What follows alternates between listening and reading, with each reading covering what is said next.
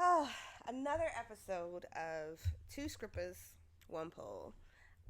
Let's start this episode off with taking a big, deep breath. Let's take a few deep breaths. So, wherever you are, if you're driving, make sure you keep your motherfucking eyes on the road. Um, or if you're somewhere else where you can be, you could take a minute to actually like detach from whatever it is you're doing. Just like or maybe you're laying down and you don't have the energy to sit up. Whatever it is, take the time to get into a comfortable position. Relax your shoulders, have your feet on the ground, like touch the surface. Maybe take your shoes off. And maybe you outside. Put them touch motherfucking grass. Put your toes in the grass or something. Um, but yeah, so make sure that you have a clear breathe way and breathe in through your nose. Hold it at the top and release. So we're gonna do that a couple times. We're actually gonna do box breath. So if you aren't familiar with the box breath, that is breathe in for 4, hold 4, release for 4, and then pause for 4, and then recycle. So we're gonna do a few of those. Breathe in, 2, 3, 4, hold, 2, 3, 4, release, 2, 3, 4, hold, 2, 3, 4. So that's the count, and I want to actually do it and not have to count. So we're going to run that back, okay? On your own pace.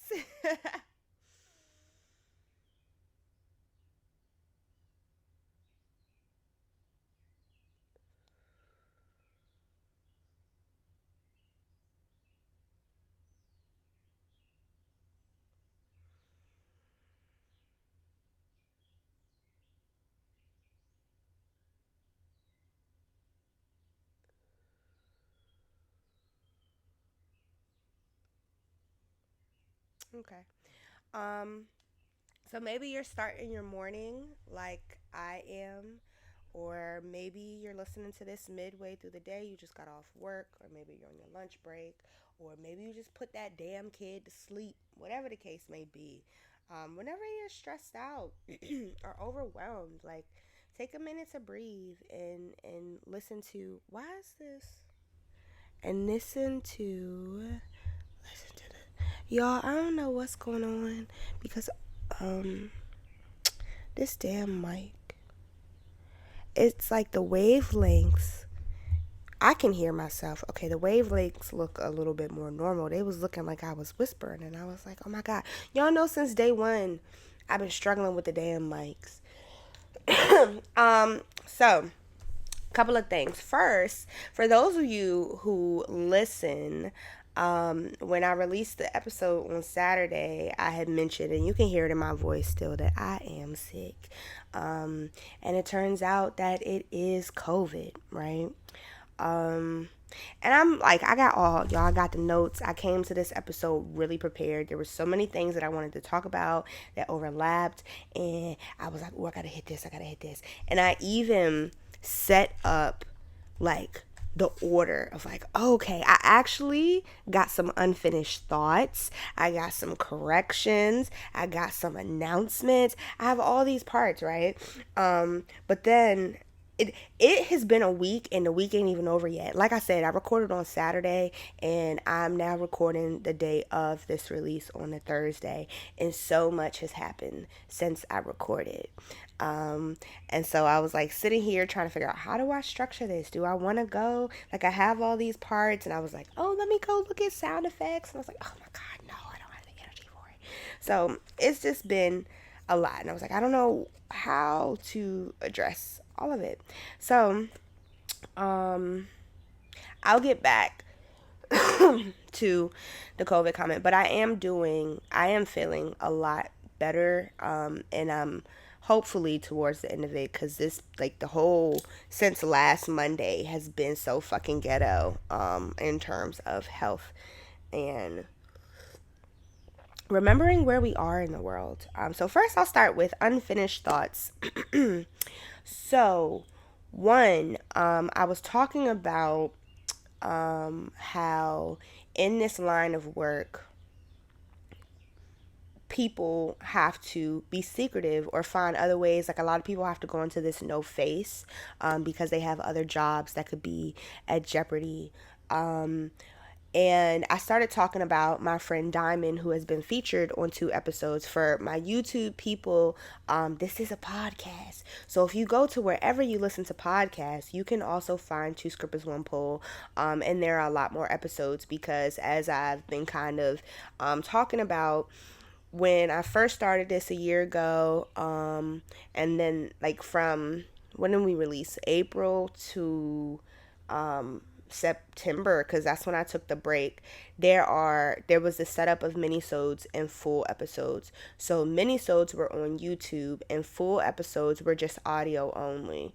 So I think we're really at like 60, almost 70 episodes in total when YouTube doesn't have all of that. So if you're ever just like, oh, I want more mango, I want more of the shenanigans, go listen. And there were a couple of episodes from the first season that, if you are a visual person, you can go to Patreon and watch those. And those are like unedited. I just recorded it for the sake of clips, and I posted them on Patreon. So some of them have like a little bit of dialogue before the actual recording, after the actual recording, or like snippets. But they are like raw. Most of them. Some of them were a little bit like, it was, maybe I had guests and it was raunchy, and it was like, you can't put that to the main people. Yeah. So, I never really finished my thought too. It was like, and I talked a little bit about this. I think it was episode 30. The title is Niggas is Depressing. With pole dancers falling in that realm too, because it is sexualizing, particularly the female body. And when I started out all of this, when I started pole dancing more specifically back in 2020, I was still very much in the classroom because that was my first year teaching. And I've always said, like, oh, when I get my own place, I'm going to get a stripper pole. Not even really knowing, not understanding that the whole realm of like pole dancing classes and all of that was a thing. Like, I just knew that stripper poles were a thing, and I knew I wanted one because I was like, that looks so cool. So it's like, yeah, when I get my own place, when I'm an adult, I'm gonna have a stripper pole in my room. I just knew that was gonna happen. And then I had attempted to take my very first pole class when I was in college, because they had like, shout out Expose in Towson. They have like $5 Fridays, and so I tried to go to that, but $5 Fridays, because it's $5, bitches was on it. They wasn't wasting no time. So we got there and the class was already full. So then we ended up taking some like crazy, like, it was like some pelvic thrust shit on a fucking like medicine ball. It was fun. It was intense, but I didn't go back. I was like, whoa, this is a lot. I just wanted to swing around the pole a little bit. And so then my first interaction with a pole was when I started working as a stripper. And my first go around as a stripper was only 3 months in, but it was only for 3 months. And I was there to support my friend who had looked into this option to like, I need money. I need to put food on the table. I got shit to do. So I went there with her, and that was my first time actually ever interaction with it. And, you know, again, especially in this is my I was in school for 5 years. My second year, I'm actually actively at this point trying to, like, I'm in the thick, my student teaching. I can't let nobody know I'm out here shaking ass for some dollar bills. So I definitely had to keep that as private as possible. So for many years, that was 2019, the very beginning of that. So many people, unless you were a close friend, didn't know that I stripped until 2023 when I started this podcast. Um, and I kept that to myself, because of this. And people knew that I pole danced because I posted it. Um, but my account was private, and I've said before that I switched it to, I ended up making a whole nother poll page because it became too much for me to continuously post this in my story. It became more performative, and then I had the people in my DMs just like really disrespectful, or if I was like posting stuff, we don't want to see that, we want to see you swing on a pole. Like, I'm like, all right, well, this page is about me showcasing me, and there's more to me than just this facet of my life. So I started the whole separate poll page that I kept on private because I was still teaching. And we see all the time of teachers' businesses getting out there. And I've talked about my relationship with OnlyFans. And honestly, like, if I had known, if I had taken the time to do more research and really look about like the no face route and look at all the other, get more into fetish content, I wouldn't even be here right now. I would have been the richest bitch. I would have been the richest bitch, okay?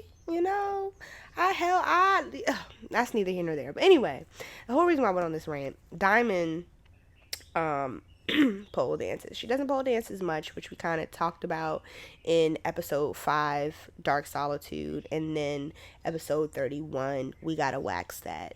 And so I definitely recommend for my YouTube people to head over and check out some of like the actual podcast episodes. And if you yourself are a sex worker, or a pole dancer, if you find yourself in this realm of like, you are in some line of work or expressing yourself creatively in some kind of way, maybe you're making art about taboo topics, but you have this like really strict vanilla job or whatever, like, definitely send an email. Let's talk, let's chat, let's see how we got here. And like, so there are ways to do this without putting your face on camera, because I understand the ways in which you can be reprimanded against when you openly share this line of work. And then I think about just like, I wasn't going off on that tangent, but, some people are, it's not that they're afraid to move within their authenticity, but they have to set boundaries, for how and when and where they can move within their authenticity.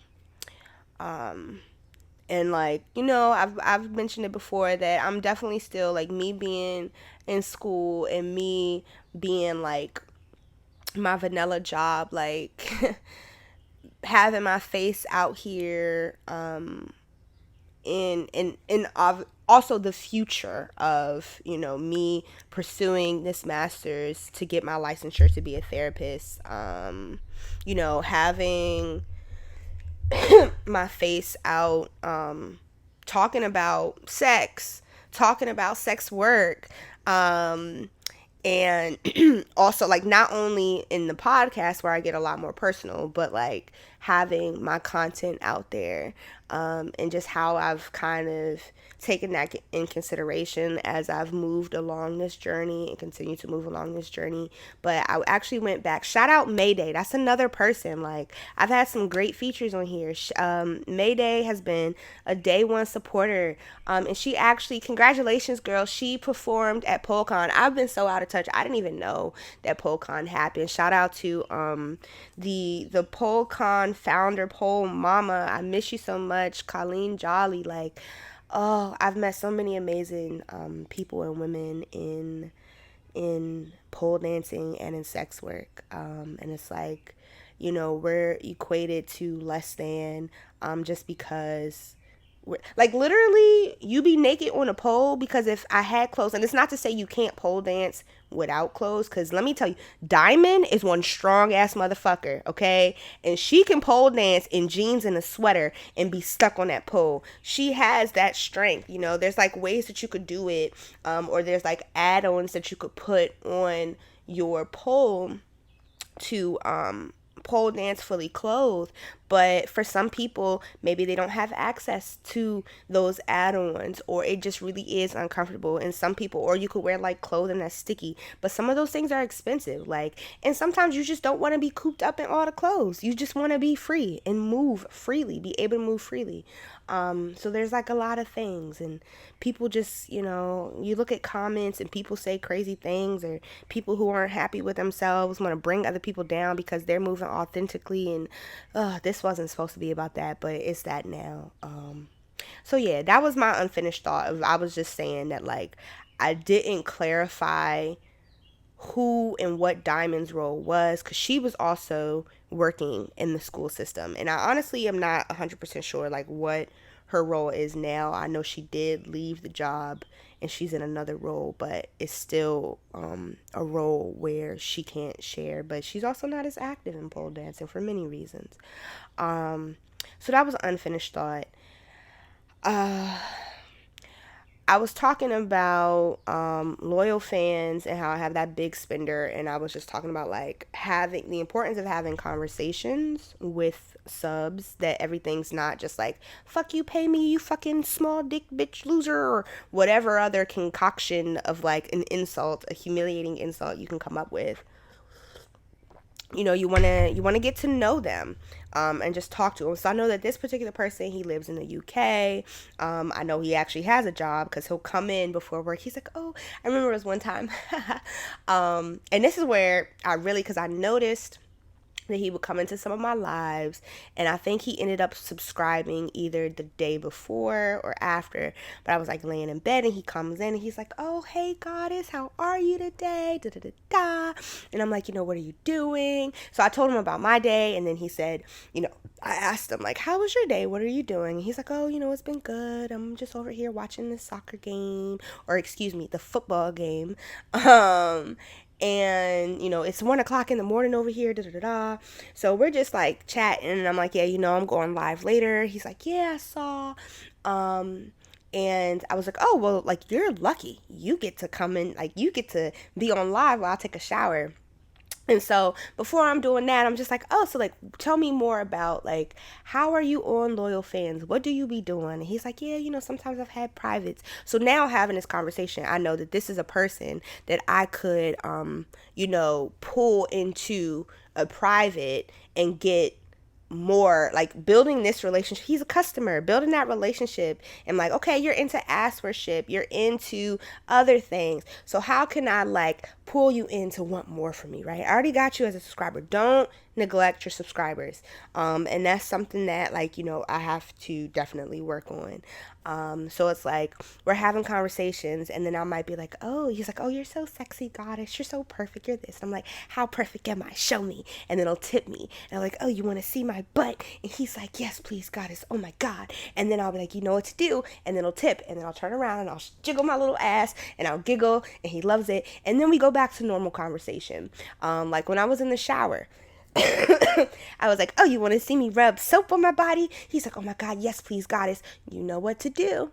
Ding. And then I like open it up real dramatically, and I'm like, and then I close it back up, and it's like you make fun of it out of that way. So this is also the type of conversation that we will be having on Toy Talk and Patreon. So come join me. And I'll come back to that. So remember, this is all unfinished thoughts. I haven't even got to like the other couple things. Oh, I never finished my thought about Mayday. So yes, Mayday was featured in Minisode 11, which can be watched on YouTube. So you're thinking about sex work. And that was a really great episode. So thank you, Mayday, if you're listening or watching. Thank you, girl.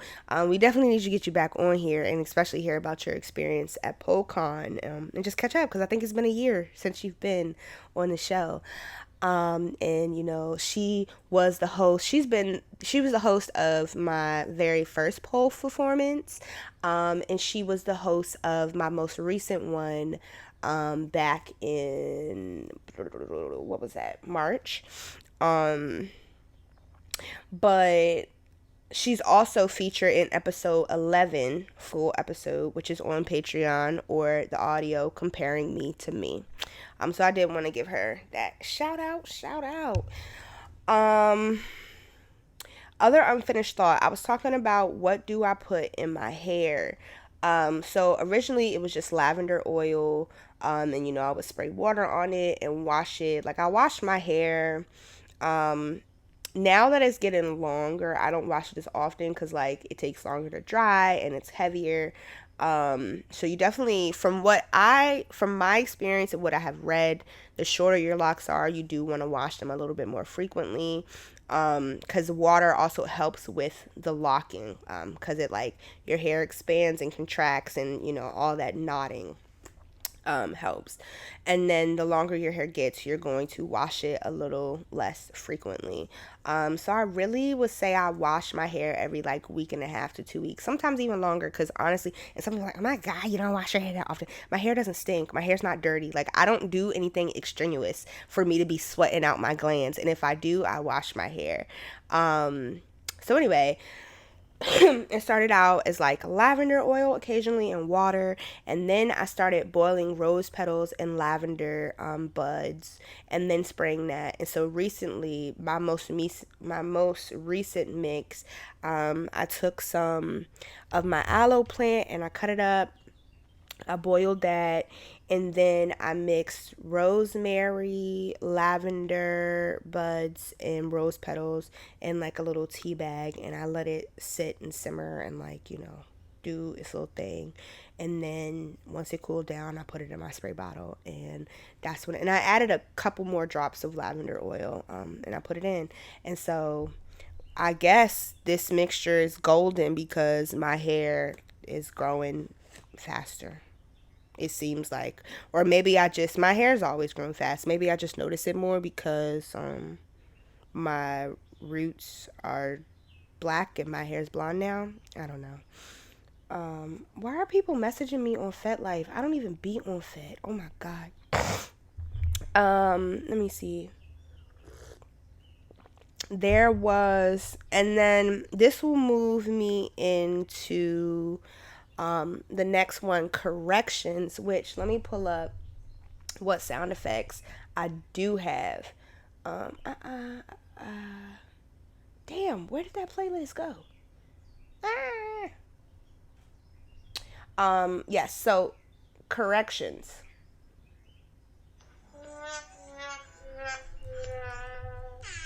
Okay. Um, Correction. In some point in last week's episode, I said only, it was like a small hiccup, but I wanted to address it because it does have to do with some of the things I wanted to talk about this episode. I've really been talking about for 20 minutes. I need to do better at pacing, like time pace in my head. Hold on, I'm fixing my hair, y'all. Sorry for all the noise.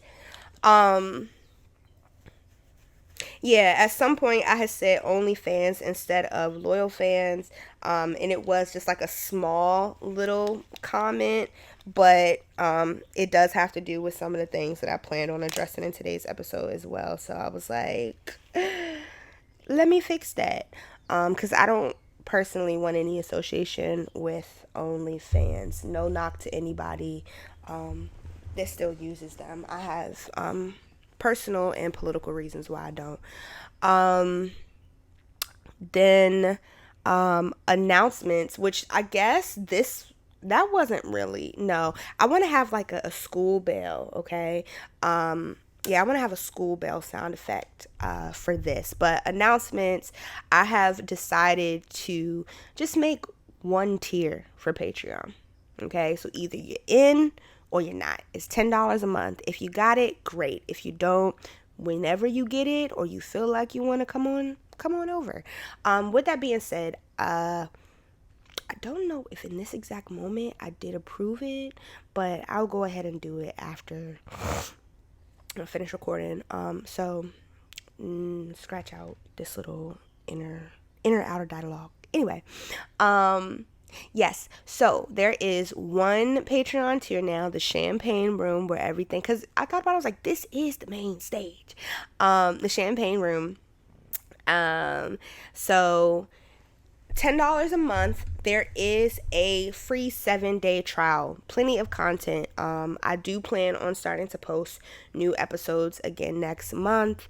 And what you can find on there is behind the scenes poll play, there is toy talk, there is Tales of a Sensual Findom, there are original episodes, there are a few bonus audio clips, and then I was like, you know what, I can move mini-sodes to Patreon. So if I still want to do mini-sodes, which I do, because there's a couple things that was like, I want to get that off my chest. So that is what you will be able to find on Patreon. And also, if you are a Spotify listener, there's also for 99 cents a month, there are bonus episodes, and right now I think there's only access to 2, so I will also be doing a better job of keeping up with that. So if you're like, I use Spotify, but I don't got $10 a month, but I got you with 99 cents a month, come on over to Spotify and do that and get some of the bonus episodes. So what that would look like is this, like, I guess you could really call bonus episodes the mini-sodes. So yeah. So that is that. Then I would transition to like kind of question of the week, but I didn't really ask y'all a question. So this is just where I just kind of go into my topics. So the first one I'll start with is like COVID.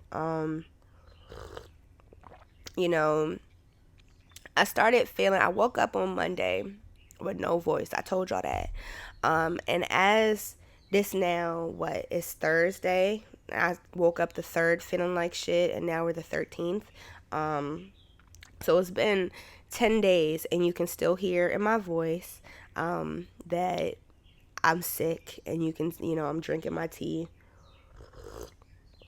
And last week was just a roller coaster, and this week has been better. I still have a cough. I actually was going to record. I'm recording the day of because I was going to record on Tuesday, but my cough has been so bad that I just get into these coughing fits to the point where I can't breathe and I just throw up. So even when I've taken medicine, I start coughing immediately and I can't stop. And it's getting better throughout the day now, but at night it gets really, really bad. And this has happened to me without COVID. I've had many respiratory infections, and this is like my 4th or 5th time getting COVID, because I had it. I had got, for the very first time ever, I got flu right before like that January of 2020, and I was down bad. I woke up that morning and I had just like a little pressure headache and like a little sinus, and I was like, oh, it wasn't that bad. And going like teaching, it was so much more work, and I'm sure it still is. It's so much work to prep for a sub than just being there. And I was like, I'm still functioning. Let me drink my tea. Let me do this. I'll be fine. And by the end of that school day, my body was aching. I could not move. I was so fucking hot. And I'm sitting at my desk with my jacket over my head, just like, as my students are walking in, they're like, yo, Miss P, you good? I'm just like, I think they were working on a project or something. I don't remember what it was, but it was a very easy day. And I remember like one of my students, they got up, they was trying to turn the AC off. And I was like, I mustered up the energy. I was like, do not touch that. And he was like, but Miss P, I'm cold. I was like, please put on a fucking jacket. I didn't say fucking, but I'm like, please put on a jacket or something, or like you can move your seat, but please don't touch it. And I remember one student like walked past my classroom and did a double take and came back and was like, yo, Miss P, you look like you dead, bruh. And I was just like, I feel dead. he was like, why are you here? I said, I don't know. And he was like, I hope you get better. I said, thank you. Go to class. I miss my babies, and all of my students from when I was teaching have officially graduated. Fingers crossed. But yeah, what a fun time. And then so that was the flu, because I went to the doctor later that day. And then later in March, I had started feeling sick again, but this is where it really started to ramp up about, like, we were still figuring out what was going on. And because in January, we just knew it was a thing. We didn't know. Like, I remember the doctor. Oh, wait, no, well, this time in March, we definitely knew it was a thing, but we didn't know any of the symptoms for real. We couldn't really tell it apart from anything. There were no tests for it. And I just knew I didn't feel good. I didn't feel as the hell. I didn't feel as bad as I did when I had the flu, but I still felt bad. And they were just like, yeah, well, it's not the flu, but we can't really tell you if you have COVID. We could give you some Tamiflu, but, like, again, you don't have the flu. So for me, this is like a little, why does it keep doing that? I don't, maybe it's the headphones. It keeps, like, I'm hearing this and it's going in and out. And so I hope that it's not affecting the audio. But anyway, in high school, when I took health, my teacher was talking about, building up tolerances to medicines. And that always just kind of stuck with me. And maybe because of, like, the history of drug use in my family or something, but it's just like, when you rely on these medicines, eventually your body builds up a tolerance, and you're going to need more and more. And that's what happens with drugs as well. Like, you start off, like, maybe when you first start smoking weed, and I love me some weed, and this isn't no, like, anti-smoke weed. Everything, you gotta know moderation, like, maybe when you first start smoking weed, 1 or 2 hits of the J, it gets you right. That's all you need, right? But then eventually you can sit and smoke a whole J. And then maybe throughout the day you need 3 or 4, whatever, and this isn't a shot to anybody, because I definitely got friends who do that. And I love that for them. That's what works for them. I think it really just becomes a problem of, like, are you functional? Are you still able to? So I know, like, for the most part, I smoke every day or every other day. And I don't smoke every day mainly because of just budgeting. I just don't have it. If I had more money to accommodate, like, smoking, I probably would smoke every day. So when I do have weed, I ration it out. I typically use my bowl instead of rolling the whole J, because that gives me whatever little, like, hit, and I know that when I'm, like, I can smoke when I'm in the house or working something creatively within the house. I'm not going to go to school and smoke. I'm not going to go to work and smoke. But some people need that just to get them in there, that right state of mind. So how are you using how are you using whatever drug as a tool to help you cope or help you function or whatever? And at what point does this no longer become a tool? Does it become a hindrance where you are no longer able to function, where you feel like, oh, I need to do this to do that? Are you able? Have you tried? When's the last time you tried doing this without that? And you have some drugs that are a lot more hardcore, that it's like, are you even really able to function with that? Like, so if you are struggling with drug abuse or addiction, or know somebody who is, sending you light and love, and hoping that you can get whatever resources I do have below. What is it? Sam's? Sorry, y'all. A little delirious. But there's the link below. The Substance Abuse and Mental Health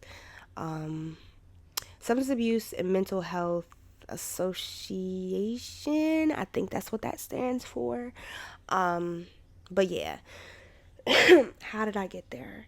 Oh, I was saying that because, so ever since she said that, this whole idea of tolerance, I really don't use as much medicine. I try to let my body naturally fight things off before I go for medicine. And now that I'm like, especially in this past week, I'm looking more into herbs. Is there something that is more natural that I can use and ingest that'll help me instead of using so many man-made? Because listen, NyQuil, if you need a sponsor, I'm a NyQuil girly, okay? I will. You know how, like, in Everybody Hates Chris, she's like, Robitussin, you broke your ankle, Robitussin.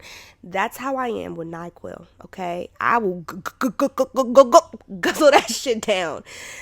But I usually wait, like, depending on how bad the symptoms are, like, I'll wait till, like, the second or third day to see and get that aid. It's hot as shit in here. Oh, my God. Let me turn the AC on.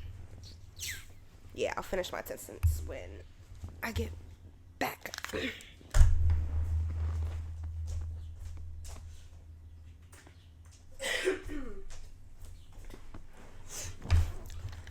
So, yeah, I had got sick. They couldn't confirm. And this is like right when the shutdown happened, like early March. And then I got it confirmed in September of that year. When, oh, y'all can hear the AC in the background. I got it in September of that year while I was student teaching. I woke up like sore throat, headache, just felt like a brick wall. Like, not I ran into a brick wall.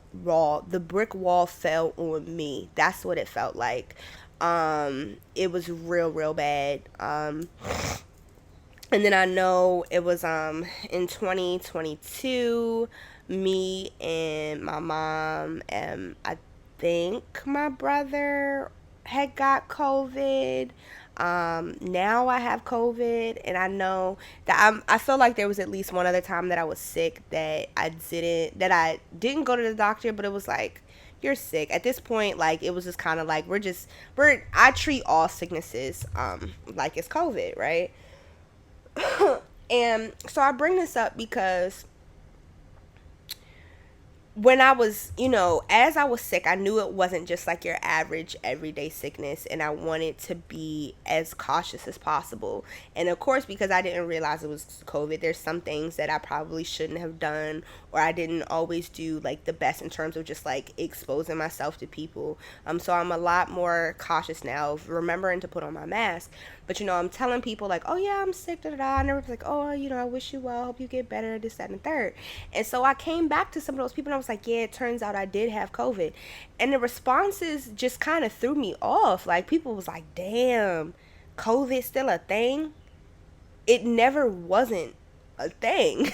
Like, did y'all just forget all that happened? Like, and I'm just lucky enough for my immune system to be intact enough for me not to be completely immobilized or on the brink of death. Like, we lost so many people, and it's like, I think about my mom, I think about my brother, I think about other people with compromised immune systems. And it's like I mentioned in the episode with Goldie, when me, Katie, and Dixie went to Tennessee that year, it was so many people outside. And this is still like, we were still pretty much in like some of the thick of it. Like, yes, the world reopened, but it's like y'all threw all of those precautions out the window. And I'm to blame too. Like, I would say, definitely after Tennessee, I was still very scared and cautious. But definitely in like later 2022 and 2023, it was just like, fuck it, we outside. So I know that I definitely didn't keep up some of the practices, but this is like a wake-up call for me, and just thinking like, dang, I'm down bad and my immune system is more or less fine. Like, thinking of other people who already have their immune system is fighting something. So it's like, yeah, you might be good, but genuinely thinking about other people. And I like, in your relation to them, and how can you help the next person, even if it's something that seems so small. And like, so for me, it's like, I went to the doctor. They said at this point, no medicine that we give you is really going to help you. Like, we can give you some things to kind of help mitigate. So she prescribed me like cough medicine and Flonase. And I never went to fill out the prescription. I'm just like, it is what it is. I'm choosing to live with those. I don't want to sit here. I already paid a fucking $50 copay to come in here for y'all to tell me. Y'all, it was crazy though, because I was in there and I fell asleep while I was waiting for the doctor. I'm hanging off the damn bed. She come in and I'm like, oh, hey. And she's like, yeah, so, you do have COVID. I was like, oh, fuck. And so kind of like, just thinking about that and making sure I reached out to the people that I did. For the most part, I wasn't around people because I knew that I wasn't just the average sick. But the people that, damn, I've been recording for 40 minutes already? God damn. This is a sidebar. I was talking to my friend the other day, and he was just talking about how I talk so much. And he was like, he remembers it was one time we were on the phone, and he just realized, like, he got on the phone, all he said was, hey, what's up? He looked at the phone, and 20 minutes had gone by, and I had just been talking, and all he had said was, hey, what's up? And I was like, damn, I do be talking. I do. He was like, I'm not complaining. I'm not, because obviously, I listen to you talk day in and day out, but you can talk. I was like, I can. So yeah. I contacted the people that I had been around and just like, hey, it actually is this. I just want to let you know if you are feeling any kind of way, and just take extra precautions, and in that instance, that's the least I can do. And so in other ways, I mentioned how I still had to get work done. Going in the office when other people weren't there, so I limited the risk of exposure. And when I did have to go into the office with other people, at this point the doctor said, like, you're really past the point of contagion, you can go back. So going back to the energy thing, I was gonna go into work early, and I said, nah, fuck that, I'm not going into work early. I'm not dealing with all that has transpired at work this early in the morning. I'm gonna pour into myself before I deal with that. So what do I have the energy for, and letting that kind of guide how much time I spend within the office. And then also making sure that I wear a mask and I sanitize my hands. And like, I spent, like, earlier this week, I just went outside and I worked on my laptop from the trunk of my car. I pulled out my little seat, kicked my feet up, and did work outside. So, like, what can I do to still get whatever it is I need to get done, but making sure I'm not putting other people at risk? And yeah, it's uncomfortable for me to try to give a presentation with a mask on, but that's what I can do to help the next person, So yeah, it was just kind of like off-putting and disappointing to see how many people were like, damn, COVID's still around. COVID's still, yes. It didn't just like, okay, I killed enough people or I did enough damage and pack his bag and get the fuck out of here. Like, no, it is a virus. It is microorganisms, or scientists, help me out, whatever the fuck it is. It mutates and grows and adapts and gets stronger. So even when you're taking medicine, eventually that shit gets smart enough to be like, okay, and start mutating and mixing and and now whatever was helping isn't helping anymore. So yeah, that. What else did I want to talk about? Oh, on Saturday, shout out Juan. It was his birthday, so I just wanted to give him Juan. We've been like BFFs since 5th grade. That's my dog. So he's on an episode in Patreon. He was featured in episode 4, Something Burning Out Here, which is on Patreon or audio. He was on the self-care, I think, I don't remember what minisode that was, but it was a self-care episode on YouTube. I feel like, he was also on the episode of minisode 4 with my cousin. That was the first episode that I did with like guests. once I took over the show on my own, when they both were supposed to be like reoccurring guests. But you know, life happened. He got a baby and he just had a birthday, you know? So shout out to you, friend. And yeah, and it's funny because like we talk all the time, we see each other all the time, but like back to some of the other conversation, everything doesn't have to be a podcast, everything doesn't have to be shared. So me and him are definitely in contact. But you know, we just haven't had the time, or when we do, it's like I'm not setting up no camera, nigga. How you doing? You know, how you been, friend? So yeah, I just wanted to shout him out because I recorded on his birthday, and I didn't even mention my dog.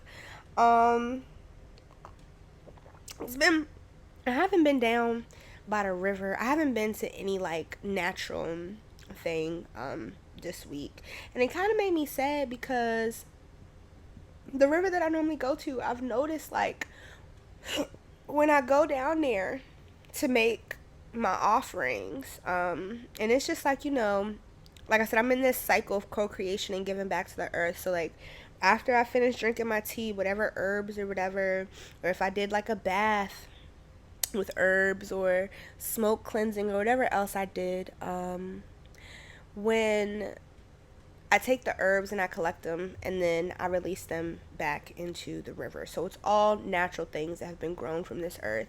And it just makes me sad when I go down there and I see people's beer cans or people's like carry out mumbo sauce containers or their styrofoam plates and containers and all of that. And it's just like, oh, why can't y'all take better care of the earth? You know, there's a difference between chucking a banana out the window into the forest than, you know, that's gonna compost, degrade, and transform. Styrofoam isn't gonna break down, and you know, and I'm not saying, because I definitely sometimes still use styrofoam plates, right? But how can we find a way to recycle or reuse or just reduce? Like, okay, maybe this isn't something that I'm going to keep, so I am going to throw it away, but I'm going to throw it away in the proper receptacle. You know, at that point, yes, I'm not in the, I don't know what sanitary trash, I don't know what the like proper name for it is, but I'm not in that line of work. So I don't really know the life cycle of trash, and I know I could Google it, but I don't know the life cycle of trash.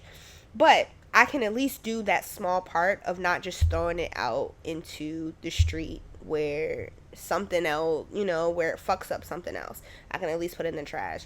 But if I'm in the house, like, you know, I try to really limit how I use styrofoam plates. Sometimes I even wash them and reuse them. And I started thinking about, like, I can use styrofoam plates as paint palettes. I can incorporate them into my work. There's a lot of artists that use recycle work. Like, how can you repurpose this thing? Y'all need to get more creative in some of the things that y'all do. So that was something that just really bothered me, because it was like a couple of days in a row that I went and I was like, yo, I was just here. And every day I come here is something else that is just destroyed, and there's no concern for the greater life outside of us and whatever that immediate need is. And, you know, then it makes me think about the multiple genocides that are happening in this world. Like, everything is so much greater than us, no matter what your spiritual or religious belief is. Like, the fact of the matter is, we do not exist on ourselves by this planet. There are so many things happening in this moment, and I'm not about to sit here and try to jump out numbers and stuff, because I really don't know. But like, just in the time of this podcast, who knows how many bombs have been dropped or whatever else has been done in another country, because it's not just what's happening in Gaza. There's Sudan, there's Nigeria, there's Somalia, there's Haiti, there's Congo. There's so many things happening right now. And this is not to discredit your bad day, because maybe you really did have a shitty day and you really don't know what to do. But then when you put things in the greater context of the world, not diminishing your own things, but it's like, we have bigger fish to fry. There's bigger things to be calling attention to. And what is realistically within your energy to do. What can, like, maybe you're not a person who's on the front lines there. Maybe you're not a person who has like a huge platform to spread any kind of word. But what is something small that you can do? So I know, like, me personally, every once in a while I talk about it on here. And I try to provide resources, which I will include some links in the description of what I read. Most of my information that I read up on yesterday is from rescue.org. And it is the International Rescue Committee. So they have an article on like the 2024 emergency watch list, and this is a list of 20 countries who are on the list of like it is a list of 20 countries who in this year are really facing like a lot of humanitarian crisis. So going from number 1 to 20, there's Sudan, there is occupied Palestinian territory, South Sudan, and forgive me for any mispronunciations. Send corrections to 2scribblers1pole at gmail.com. Burkina Faso, Myanmar, Mali, Somalia, Niger, Ethiopia, Democratic Republic of the Congo. So those are the top 10, with Sudan being 1 and 10 being Democratic Republic of Congo. And then the unranked second half, so I'm assuming that this is not in any particular order, but they're still like we need to watch. Afghanistan, Central African Republic, Chad, Ecuador, Haiti, Lebanon, Nigeria, Syria, Ukraine, and Yemen. Sending as much light and love as possible to the people who are in those countries, in those territories, and are just like their life has flashed before their eyes. And for many of these countries, in the research that I was doing, many of these countries, this was a build up over time, and then it just like reached this peak. And I don't know the ins and outs of how all of this started in any of these countries, but it's the civilians, the everyday people like you and I, who are suffering. Children, like one of the articles that I was reading about this, and I was just sitting here crying. It was so upsetting that because of this, children will lose years of education. And that it says children will lose years of education. Gaza's 625,000 school-aged children have lost access to education, with the majority of schools being used as shelters and almost 90% of schools damaged or destroyed. So it's like, we need an immediate ceasefire. This how it's gone on for so long, how there's no need for such military grade weapons. There's no need for guns. There's many countries that don't have guns and they do fine. We don't need all these mass weapons of destruction, and especially because it is the everyday person who is suffering. Yes, you have people who sign up and have some inkling of like, okay, you're joining the military and you could be involved in this, and like that is something that a person joining the military or any kind of law enforcement has some kind of understanding that you are now putting your life at risk for this. When you really think about it, putting your life at risk for what? But I want to focus on the innocent women, children, men, people that are suffering and have lost their lives because of this. People, like, there's not access to food. There's not access to clean water. And it just creates this cycle. You can't go to school. You're missing, like, they made up a new acronym. Wounded child, no surviving family. You have children that have lost everything because of some governmental issue, because of people wanting to take over other territory that was never theirs in the first place. Thousands of people have lost their lives and are continuing to lose their lives or become injured or just have their lives forever altered because, and I could be wrong, so please send corrections, informed corrections. I don't need anybody under this, like, and whatever side you're on. There shouldn't be a side. The side that you should be on is humanity, because again, these are innocent people who are suffering the most. Even if there was a ceasefire today, in the middle of me recording this episode, after this episode, whatever the fuck, whenever, even if there was a ceasefire, there's still going to be so much that needs to be repaired. And so the longer that this goes on, it's genocide. You're erasing a mass of people. They don't have homes. They don't have, like, each other. They don't have access to food, water, education, healthcare. Places that are hospitals and schools, these places where you're supposed to be learning things and supposed to be getting, like, basic resources or basic help. These things that should be rights that many countries, like in the U.S., we have to fucking pay. I had to pay $50 for someone to tell me that I was sick, and then I have to go pay for the medicine, and I have to pay for this, and I have to pay for that. Like, fucking having a baby in this country costs millions of dollars. And you wonder why, on top of, like, y'all want to make rules on what I can and cannot do with my body. And for a lot of, like, there's not a lot of research on the female body in the first place. So, and especially as black women, most of this research in this fucking world is based off of a white man.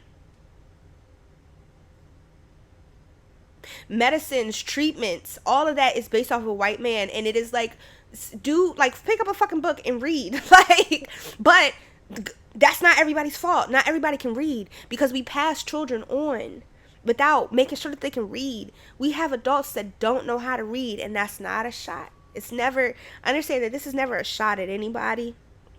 It is the systems that are in place that are failing us.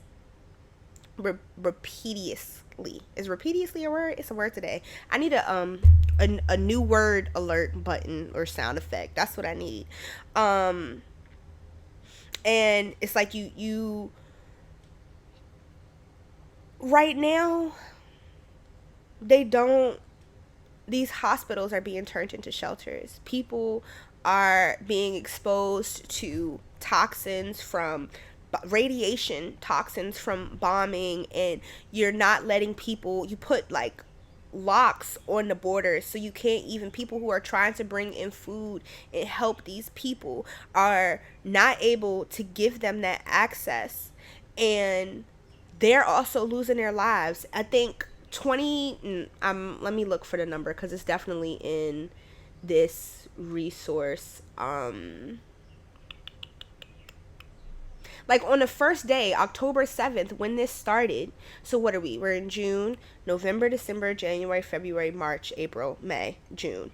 We are now 8 months into this. On the very first day that this started, more than 1,000 people were killed. In the first 100 days, so what is that? Like, the first 3 months, so we're talking November, December, January, February, over 1,000 children alone. I've seen so many disturbing videos. I know people who have relatives in that, and even if it's like, you are Israeli, and I know, like, some people are offended, and it's like, it's not a shot against you, and I don't know I don't know all of the ins and outs. I'm coming from a humanity perspective. There's no justification for what is happening in Palestine, Sudan, Congo, Haiti, in any of these places. There is no justification. These people did not wake up and ask for this. And they were already, before it got to this, they were already suffering. So that kind of just brings me back to, it's like, and it isn't meant to be depressing, because it is depressing. And I sat here and cried last night, and I was like, God damn. But it's like, what? I'm not in the military. I have no desire to join the military. And obviously, I want to keep myself as safe as possible. So I wouldn't find myself over there. And shout out and thank you to the people who have or do, and who lost their lives trying to help these innocent people.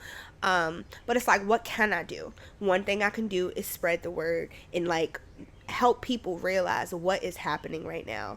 Another thing I can do, and maybe it's small or big, I tried to look up like what corporations or things, and all of the links that I'm looking at I will include in the description. Like, what do I have control over? And so I was trying to look at like a specific I was trying to look at it like a specific list, so I can give some names of some corporations. And some of them are like, they helped at one point. Oh, excuse me. They helped at one point. Oh, that's what I forgot to add in here. Submit in some time. Maybe it was a one-time donation, or they helped in a small realm. Like, I know something I was reading was talking about how like Toyota has been involved, and it seems like it was more indirectly, like, because I was like, dang, Toyota, I'm a Toyota girly, right? But it's like, not necessarily, and I don't know all the ins and outs. Maybe they did, maybe they didn't, but it's like the attackers are using Toyota branded vehicles or other branded vehicles. And some corporations, they don't only make cars, they actually are involved in like military weapon creation, or whatever the proper terminology is. So it's like some corporations have more play in it than others. But like, so according to what I'm looking at right now, this is June 2023, so things could have been updated. I also try to find like as recent as possible. But like Airbnb, they have had some involvement. Fucking booking.com has had some kind of involvement. Expedia Group has had some kind of involvement. And again, I'll add, this is like from OH, the United Nations Human Rights Office of High Commissioner, Office of the High Commissioner, OHCHR update of database of all business enterprises involved in the activities detailed in paragraph 96 of the report of the Independent International Fact-Finding Mission to investigate the implications of the Israeli settlements on the civil, political, and economic, social, and cultural rights of the Palestinian people throughout the occupied Palestinian territory, including East Jerusalem. And this has been updated as of June 30th, 2023. And so this is just like, they list people, business enterprises that are no longer involved in illicit activities, business enterprises involved in illicit activities, business enterprises involved as parent companies, and then business enterprise involved as licensors or franchisors. And there's many different things. We've heard about how McDonald's has helped out in ways, so that's something. McDonald's already isn't good for your health, and this gave me extra reasoning why. Like, yeah, sometimes, I'm not gonna lie, I sit here and I'm like, damn, I really want to fry, because sometimes McDonald's fries be bussin'. When they got the salt on them, they be bussin'. And no Sprite hits crispier than a McDonald's Sprite. Sometimes, like, I'm not a soda drinker. Sometimes I really want some carbonation. Like, I crave carbonation.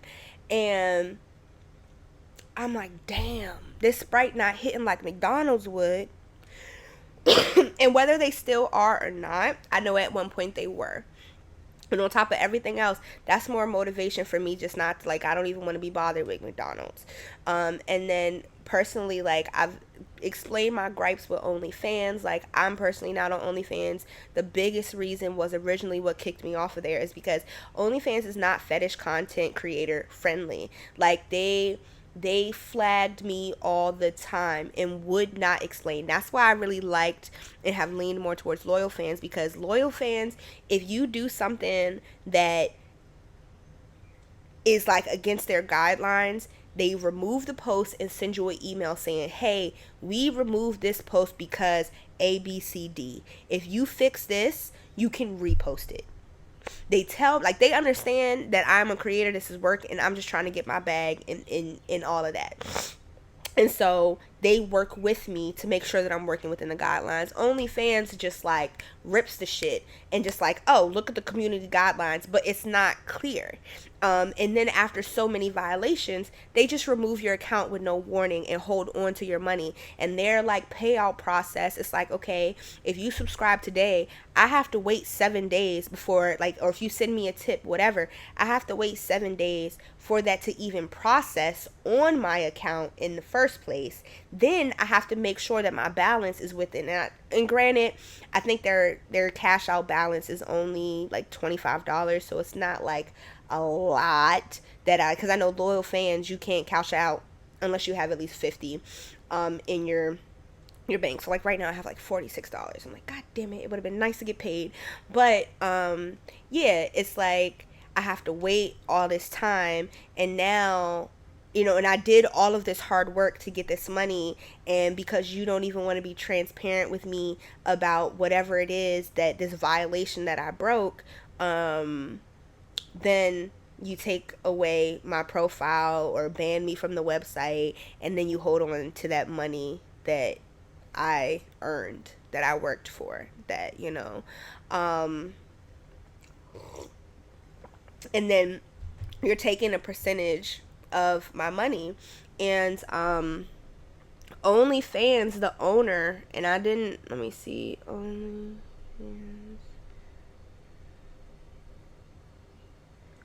OnlyFans donates to Israel. Let me see. So you can look it up. I didn't pick. If you type in OnlyFans donates to Israel, there's like a bunch of articles that pop up, and it says OnlyFans billionaire owner Leonid Radvinsky and his wife reportedly pledged $11 million to the powerhouse pro-Israel lobby American Israel Public Affairs Committee, or AIPAC, last year, according to an international donor list obtained by the Lever.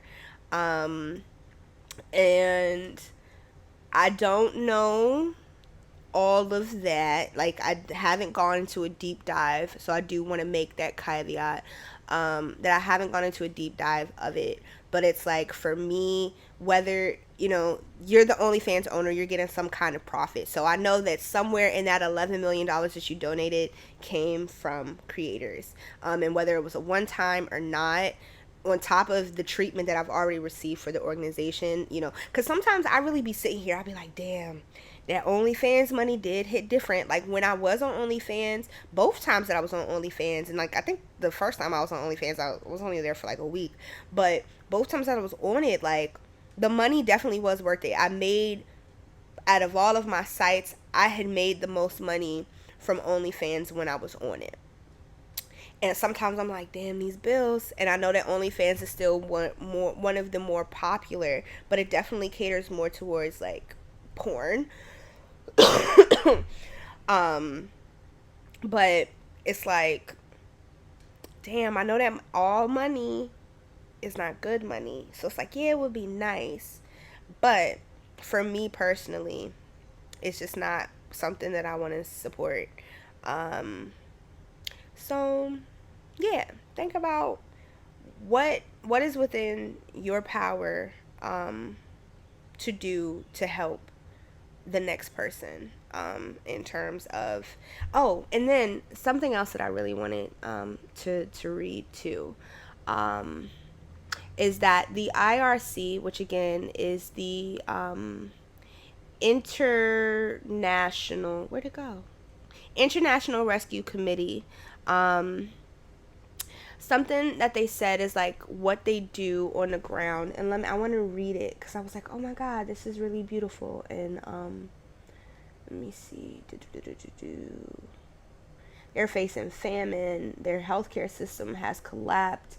They're rebuilding their lives, and they can't rebuild like the actual society right now because they're still in the thick of it, and of course that costs money and resources that they clearly don't have. And even after all this is done, these people they've already been displaced, and you're continuing to displace them. Where is it? So it says, in partnership with ANERA, the IRC is working to provide essential mental health and psychosocial support to Palestinian children. We are utilizing a comprehensive approach that prioritizes the needs of children between the ages of 4 and 18 to implement therapeutic activities including play, art therapy, and life skills training. Our activities are designed to empower children to cope with their experiences, express themselves creatively, and develop essential life skills for the future, thereby promoting healing, resilience, and emotional well-being. By fostering a safe and supportive environment, we aim to mitigate the long-term impact of the crisis in Palestine and have started providing psychosocial support services for 9,000 children between 4 and 11 years old, and informal literacy and numeracy sessions for 1,200 children, targeting people sheltering in schools. So if anybody who is directly involved with the IRC, like, thank you. And reading that really, that made my heart smile because it reminded me when I first started my my program, and one of the first classes that I had to take last semester, so a year ago in the fall, was the history of art therapy. And the whole semester we were just learning about like the different pioneers and names in art therapy. And one of my cohort members, they did their project on Frida Dickel Brandeis. Ooh, I want to make sure I get her name right. Frida Dickel. Oh my god. I want to make sure I have her name right.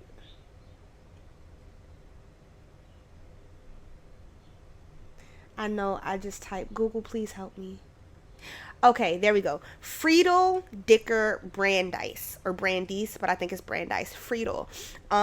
So she was not an official art therapist. I do believe, and like, if you're an art therapist and you're listening to this, or if my cohort member, if you're listening to this and you're like, oh no, I know Friedel, girl, send me some shit. But I'll look back into it, and I'll probably come back with a correction more in depth. But she was an Austrian artist and educator who, when they had to move people, when in the Holocaust, when people were displaced and put into these displacement camps and these genocide camps, and they had to pack up their bags and go and start this new life and basically go to their death. She packed a suitcase of children's artwork, nothing but children's artwork, because while they were in these camps, she supported the children and did art with the children. Art is healing. Art is, like, art, there's so much in art. It has the potential to bring you back to yourself, and in this meditative practice, it helps you problem solve, it helps you move through things, it helps you communicate, maybe like whether you are a nonverbal person or not, or even if there's just something that is like, it's too much for words, what color would you use to describe this feeling? What kind of line strokes would you use to describe this feeling? There's so much communication that can happen within art, and it's really like a container for these big emotions. I used to feel some type of way, especially coming from like an art teacher background. I hated when kids would throw away their artwork. It just didn't sit right with me. I still hate it till this day, but I've made more terms with it because it's your artwork. You can do with it whatever you want. But I told them, like, my condition was, listen, I just don't want you to rip it up in my classroom. If you don't want it, you don't want anything to do with it, cool, but throw it away in somebody else's classroom. Do not throw art, do not rip art in my classroom, please. That's all I ask of you. And they were always really respectful of it, because my thing was, I found, at least from the art educator standpoint, a lot of kids would rip up artwork because it was this idea of like, oh, I'm not doing art right, I can't draw, I can't do this, or I made a mistake, so I need to start over. That is still a perfectly good piece of paper. You can erase. And for those of you listening, I'm doing erase in quotation marks because I'm saying erase by, you can just cover it up. Yeah, it might be a strong mark. Pick some paint, or maybe you turn it into a new shape, but it can be transformed. You don't have to quit immediately. But then what I've come to, so that was like my teaching standpoint of like looking at how can we transform this into something that is more digestible and you are more proud of. And I know that in the end, you were so ready to quit, but you got to the end of this artwork and something you can say you're proud of, and so that form of gratification, because everybody wants instant gratification, but like even this piece right here, this started out, when I came up with this idea, it was like 2018, and I didn't actually create this piece till 2022, so it was an evolving, transforming. This piece in my head looked completely different. It's an open letter to people, and I was going to do singular pieces and just display them together to make them a series. But then, as the years went on and I sat on it, it was like, okay, well, originally it was supposed to be addressed to like 7 different people. Then I was like, no, that wasn't as significant as a relationship as I thought it was, so I'm not going to address that. I'm not going to address that person. And then when I finally came to a place of like, okay, I'm ready to start, like I started with the design, but when it came down to actually writing the open letters, I'm like, let me see, like, who really do I feel like I need to address in this piece? Y'all, I also, like, sidebar, I started my period this week. I'm like, God damn. I was talking to my cousin, shout out you. Like, she's like, bro, what did you do to Mother Earth? Because she really be slapboxing the shit out you. Like, if it's not one thing, it's another. And I was talking to my partner. I was like, bro, like last week, I was texting him, trolling. Just like, I was just being funny. Just turning everything into a sexual joke just to be annoying. Like, a bitch wasn't even horny. I was just saying shit to say shit. Then I'm like, damn, now I'm actually horny and I like want to do some shit. I go to the bathroom. I was like, ain't no fucking way, bro. Like, you gotta be kidding me. Then he talking about some jokes on you. Nigga, fuck you. Okay.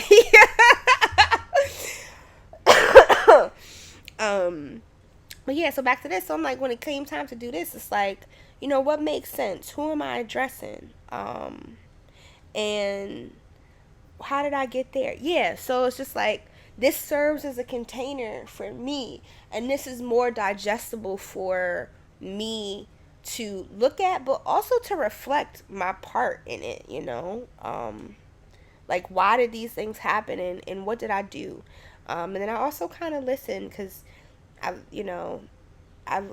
went back and listened to some of the episodes that I talked about certain people that are addressed in this artwork, and I talk about this in the Mango's rant, who is addressed in that. But I went back and listened to some of the episodes where I address some of my grievances with these people, and I definitely said some fucked up things, but I was also coming from a place of hurt, and not, and then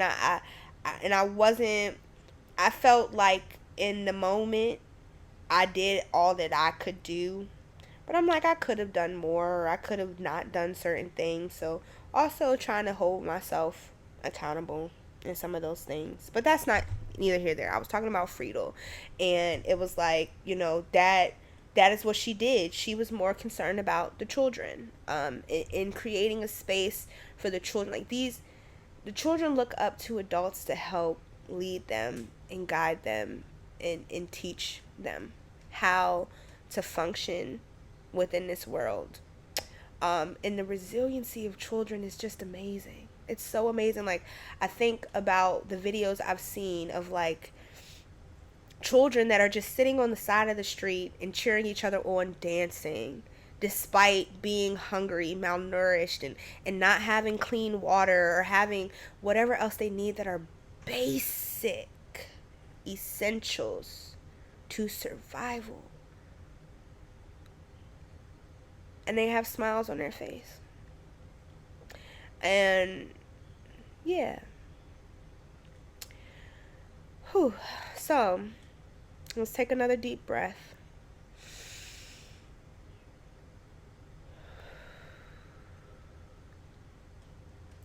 So, yeah.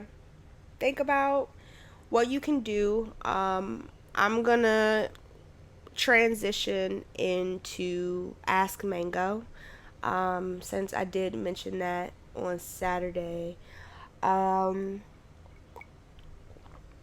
question that I was asked, let me go to my archive, was, oh wow, on this day, that's so funny. On this day a year ago, I had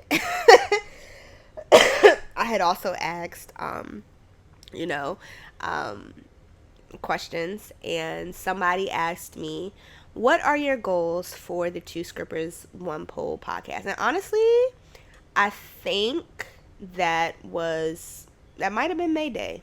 So my response was, I'm still figuring this out, to be honest. If you're an A1 day one, then you know it was two of us coming together, and now it's just me and my lovely co-host squad. I didn't truly think about what I wanted to come out of this besides chit-chatting with my friends, but now I'm seeing all that I can do with this platform. I know that I definitely want to create a space for people to be themselves and not feel shamed or judged for it. I want people to feel comfortable embracing their sexuality and sensuality. It's something that we could agree makes us feel good. But we get so much shit for being open and honest about it, and so I just want people to do what makes them feel good, whether that's sex or not, because it's not always sex, and sometimes it could be something that's related. Like, I've shared my experiences with kink, and how some of the things that I've done in kink have not been sexual. A lot of the things that I engage in are platonic, with people that I'm meeting within the community. So there's no expectation to have sex involved. So that's why I want to, shout out Jax, because Jax and Eli Daniel, both the community that y'all have created with DC Cuddle Club, and like oh, that's so funny because Jax just messaged. I do have to message her back because she mentioned me. But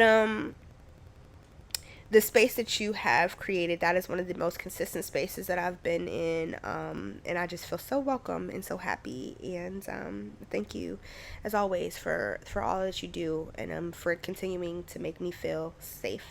But it's like I've been in these communities or been at these events, and it's like something that's always been so sexualized. Like, we think about like the act of cuddling, and how usually it's the idea that like, okay, we're gonna cuddle, and then we start touching up on each other, then it moves to sex. But it doesn't have to be that way every single time. The act of a hug can be so healing. I think about like my relationship to a flogger. When I was going through this time a year ago is when I got I think literally, it's so funny because this day that I answered, let me finish the thing. And I said, there's more I'll touch on in episodes, but that's the main point for now. Also, Two Scrippers One Pole is 2 months old today. Thanks for rocking with me, y'all. With me, y'all. So, today, Two Scrippers One Pole is now a year and 2 months old. And so much has happened. I see that I'm approaching like the 1 minute 30 mark, so I'll wrap it up soon. But it's funny because I vividly remember this day. I think this time last year, yeah, I think this time last year might have been a Friday. I'm not sure, and I'm not gonna go look it up. Um, but I remember my mom had told me about this clinic that was offering free HIV testing, and if you did it, you got like either a free Chipotle gift card or you got a free Giant gift card. So I went and got tested, and mind you, I think I had just got tested from like AHF like a week before, but I was like, ooh, free groceries, yeah. So I went and I got tested so I could get the gift card. And so then I think like I came home, and then that's when me and Katie minding our business, we smoking a J like we was supposed, because that's a whole nother sidebar for another day. But like, I was supposed to go on this date with this dude, but he was giving me the creep, so I was like, never mind, we can just postpone, not really feeling it. And then Katie came over. She's like, we gonna have a date, bitch. So she came over, we did our little smoke session, we went and picked up food, we watched like a little movie on Netflix. We watched a movie on something, but yeah, that's my girl. She have a safe trip to Vegas, boo. We going on a date when you get back. But she was here with me when I got the call from a former partner that was like, yeah, you might want to go get tested for herpes. I'm like, whoa. And like, at first, when he first texted me, like I said, and I think it was the episode Go Get Tested, and I've probably mentioned it a few times, I was like, when he first hit me up, like, yo, when's the last time you got tested? I was thinking nothing of it, because I literally got tested that day, and he got tested a week before. So I'm like, oh yeah, I'm good. But make sure that you get full panel testing, because even though herpes is so common, you have to ask for it, and not everybody offers it. So making sure that you're going to places that do. So AHF does not offer. So if you do have a primary care provider or access, or you are lucky enough to be able to, like, why we make people pay so much for this, capitalism. If you do have the funds to be able to pay for it, definitely ask for a full panel testing.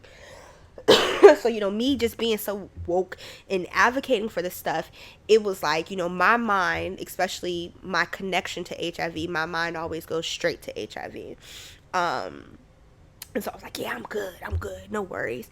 And then he called me with that, like, yeah, I know it's been a minute since we did anything, but I'm just letting you know that my partner hit me up and they tested positive, and like, I don't really know if you were the last person I did anything with like a year ago, and so it might have been a situation where I gave it to them, or they maybe gave it to me, but I'm letting you know because you're the last person I dealt with. And I was like, you didn't have to do that. So I have so much respect, because I know when he told me, oh, I was sweating boots. I was like, oh my God, like, I have to hit people up. Then it was like, that's when the moral started coming into question, like, dang, like, okay, well, I only fuck with this person one time, we don't talk no more, but like, I'm fucking with this person, da da da da, like, who do I tell? And it was like, I was like, well, first of all, I'm not gonna tell nobody right now, because I need to figure out what I'm even gonna say. And I know that I was scared, because when he hit me up, we were approaching Juneteenth, and so it was like, this weekend, nobody, I can't go to a clinic. I can't go, and at this time I didn't have health insurance, so I couldn't really go to the ER, because I knew that bill was gonna be through the roof. So it was like, I have to wait till I can go to a clinic and get seen. And this is you calling me Friday after everything done closed. It's Juneteenth weekend, Monday's closed, like, what the fuck am I gonna do? So I'm really sitting here stressing out. Then it was like, I finally go on Tuesday to the clinic, but then I had to do back and forth with the clinic for like a week and a half to even get my results back. And so that whole time I was just stressed the fuck out, and I didn't know what to do. And I'm sitting here in my head, I'm like, I ain't want to hit nobody up and scare them. it had them, freaking out. So it was like, luckily, I got my results back and they're like, you're fine, you don't have herpes. And I was like, okay. And I knew I was talking I was talking to one of my friends and I was like, eventually I'm gonna talk about it. You don't have to talk about everything on the podcast. Da, da, da. You're right, and I don't. But there's certain things that it's like, why not share this information? Why not? Some people really don't have access to the information. And so I was lucky enough, like that story could have been different and maybe I wouldn't have shared it as soon. Maybe, I would have to do my own processing and healing work before I shared it.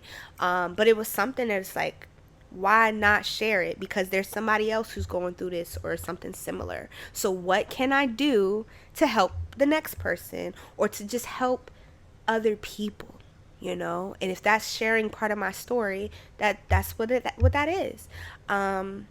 So it was like, then I went and I went back to my partner, one of my partners, and I was like, yeah, I know you listen from time to time, so I wanted you to be able to hear it from me first. Like, this is the situation and this is what happened. And it goes back to like, this podcast also keeps me honest and holds me accountable for the things that I say and do and how I carry myself. So it's like, I want you to just, I don't know how often you listen, when you listen, but this might be the episode that you decide, let me click on that and see what she's talking about today. And then you like, damn, this bitch thought she had herpes and she ain't tell me, like, and it may or may not have been that, but I wanted you to hear that from me first and let us have that conversation before you just get blindsided, like, damn, this bitch thought she had herpes and was like still fucking with me. That's crazy. Like, so that's my tidbit on that. Oh, how I got back here. And so it was like, when all of that happened, that's when I started integrating into the community, and I had that experience with rope. And my anxiety was so high. That was the first time that I felt grounded in that time period, a couple of days. And then later when I went to the next event, getting hit with the flogger, like, I was focusing on my breathing, and one of the hits just sounded like a car wash. And I think about how comforting being in a car wash can be. Like, sometimes they have lights or the soap is different colors. Like, I'm in this enclosed space and I'm hearing the water. I'm listening to whatever music I'm listening to. Sometimes people go in there with their dogs. Their dogs like it. Like, that can be a comforting space. So I was able to visualize myself in there. And that was the next moment that I realized, like, I finally have come down from this intense anxiety. And that is the moment it clicked for me that that BDSM and these things are not always sexual, that they can be therapeutic in a way. And that solidified for me that I am on the right path. And like I've mentioned, being in these classes and learning about sexuality and all these other things, and thinking about consent. At what point, if we taught people consent, would some of these issues that we deal with, would they still be an issue? Thinking about, like, me being into sensory deprivation, if you as a dom, somebody being stressed out, like, cutting off their senses and just letting them, like, like, maybe the thoughts in their head are really loud and it's too much for them. So what kind of, like, playlist or sounds can I put together to help calm them and, like, help them step outside of their head? Or maybe I have to cut off their sight and put this on so that they have nothing to focus. And then I'm, what area of your body are you holding the most tension? So maybe I'm focusing my sensation play on that area of the body while you also cannot see or hear anything. And you're as the sub or as the bottom. So interchangeable words. This is like kinky terminology. Dominant or top, submissive or bottom. That just refers to whoever is in control of the scene versus whoever these actions are being, like, whoever's on the receiving end of this. So as the sub, you're coming to me with whatever this is, and as the like you're trusting me as the dom to take care of you and walk you through this safely within whatever it is that we talked about you're comfortable with. So maybe you are cool with sensory deprivation, but like, I've talked about, I really want to put somebody in a motherfucking, like, one of them vacuum boxes. One of those days when I get my own dungeon and I get my own space where I can really have like my 50 shades of gray red room, maybe I'll have maybe I'll have one of those vacuum boxes. And so maybe you're not there yet. Maybe you're not necessarily opposed to it, but that's just not where you are right now. So how can I help lead you? I feel like I might have to puke. How can I help lead you to get you there safely,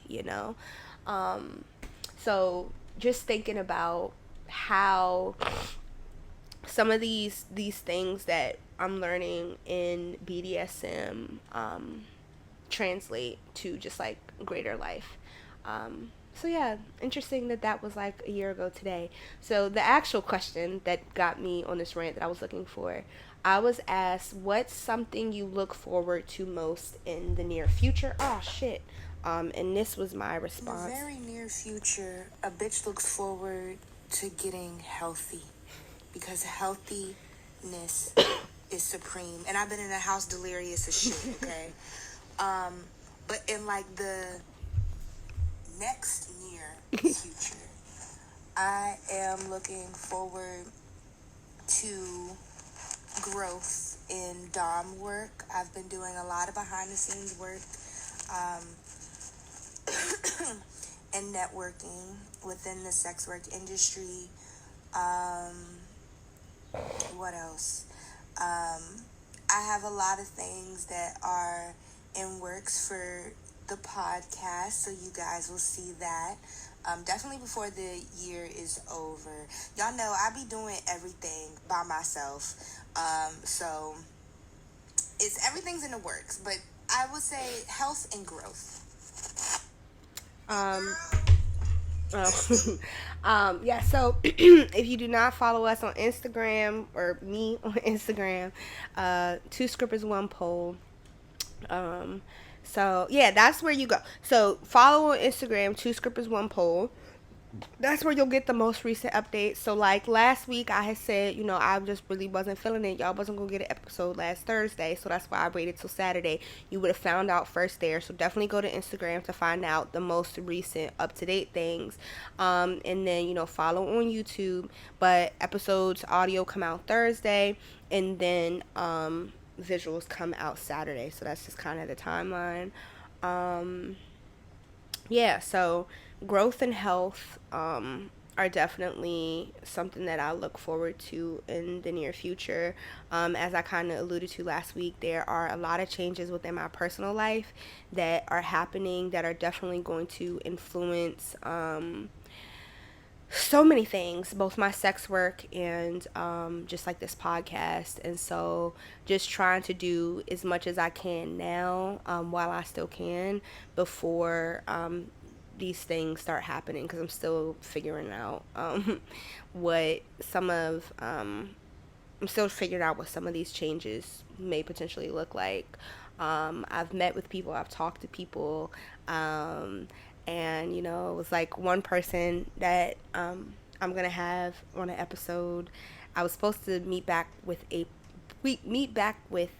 April, but there was a little bit miscommunication on my part, and it didn't really work out. And so then we tried again this month, actually, but it was just like, honestly, you're busy. I don't want to make you feel like you're scrambling to try to fit me into your schedule. But also, like, I had to sit there and think, and I was like, I'm not really ready for this to happen just yet. And so I want to be in a better space to host you before I just bring you on here, because I'm like, you deserve more than that for all of the hard work, but also,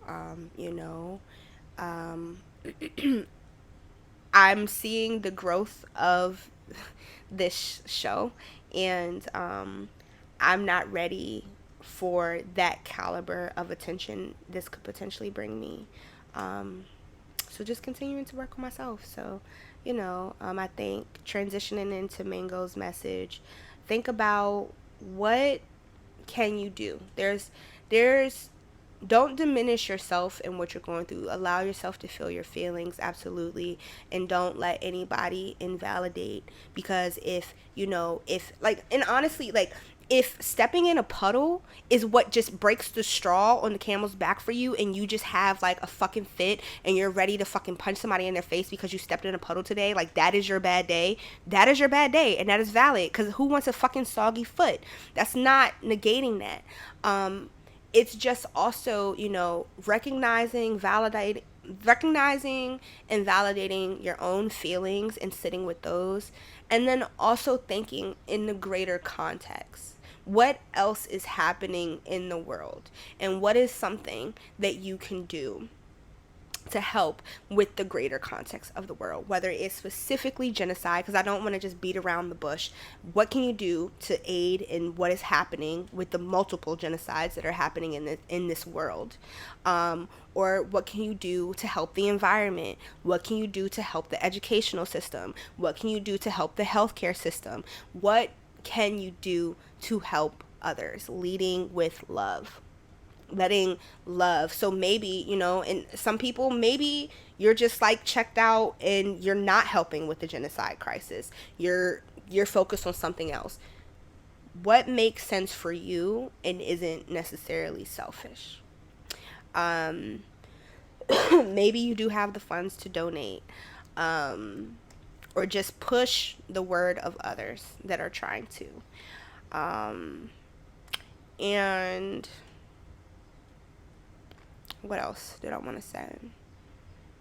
I really feel like that's like the main gist of things, and everything just goes back to like, how are you helping others? Because even with this sickness, like I said, the least I can do is keep as far away from people as possible, and then when I do have to be around people, making sure that I'm masking up and